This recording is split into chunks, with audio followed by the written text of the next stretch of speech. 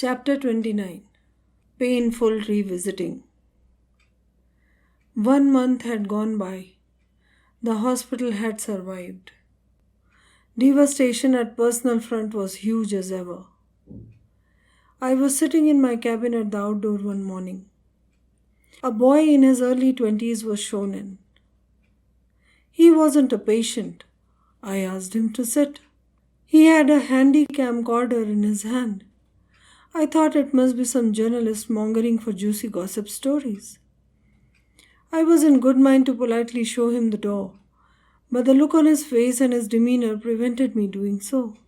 He was eyeing at me unblinking, while seemingly a conflict went on inside him, as if he had prepared himself since long to say something to me, but was indecisive now that he was at it.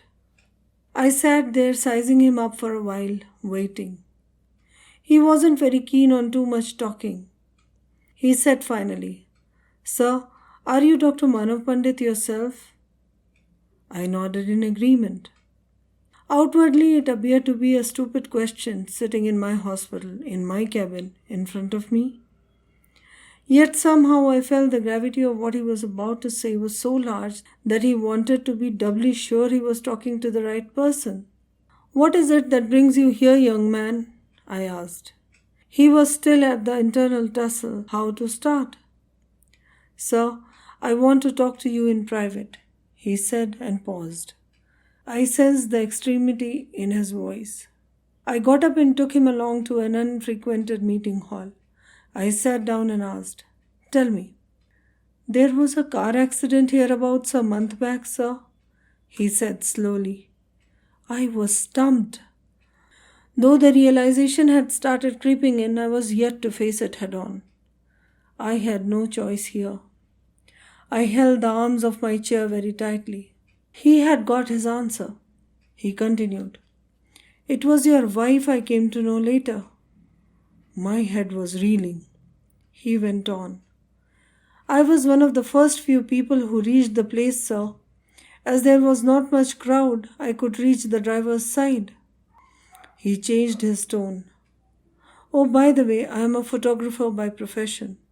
I own a small photo studio." He waited a few moments for me to get what he said and then went on. "I had my camcorder in my hand then too. I saw the lady at the driver's seat. People had started the efforts to pull away the car. I saw the lady move. She lifted her head and saw me. She was trying hard to focus. Her gaze wandered to my camcorder. She again looked at me with urgency in her bloodshot eyes.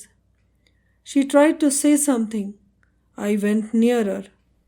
She grasped my shirt collar and pulled me, trying very hard to bring out coherent words. Her eyes were closing and she was trying to keep them open with difficulty. As a last-ditch effort, she let out a word, "Record." I understood. I immediately set my camcorder to focus her. She collapsed in a few seconds. I was trembling. It was Kyra, my Kyra.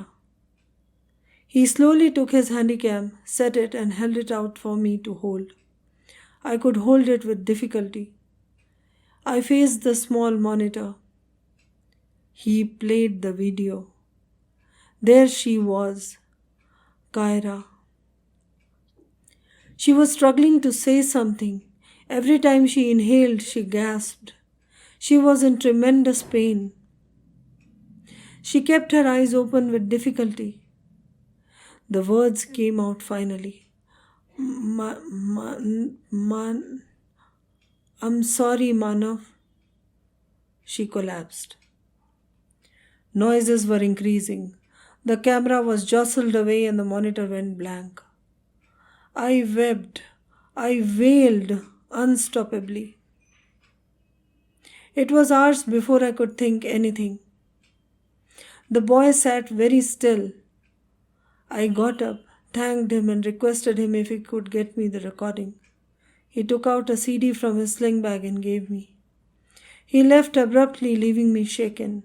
I clutched the CD as tight as I could. Her pain-ridden face loomed in front of me. Her hushed, strained voice, broken words emitted with tremendous efforts, and my name, one of the last before she. How much she must have suffered. Oh, my Kyra. I was in hell.